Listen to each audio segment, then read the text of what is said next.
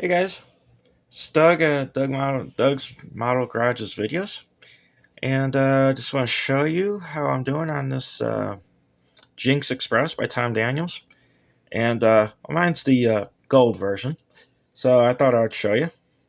So to show you some of the parts I painted and detailed and stuff, this is the seat that goes inside there with the wall, and since I'm a proud patriot, I uh, put a American flag on the back of there, so when you look inside, I didn't really care for the detail they put on the dash, so I added a NASCAR style gauge cluster with the AM radio over there, so that looks pretty cool. And we got the wing assembled and put together. Just gotta wait. That's gonna probably be the last thing. And then I got the body, all the stuff I think except for the wing and the periscope on there. Got the green glass in there. Um, I added a few decals it doesn't come with, but I thought it looked good. I got that door on there, right here, so you could actually look inside.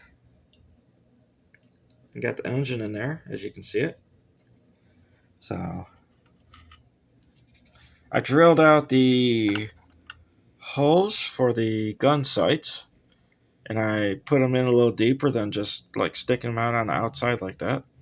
So I got them in a little deeper. Let me see what else we got. Got the body right here.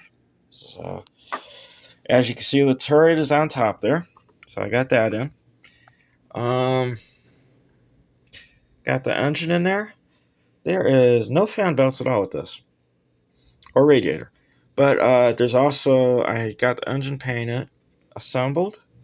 Got the exhaust outlets on the outside there. The um, outside, forget what they call those, the zoomies, I think it is. And that's what I got for a Wednesday update on the Jinky Express. Mine's the gold edition, so gotta have a little play on it.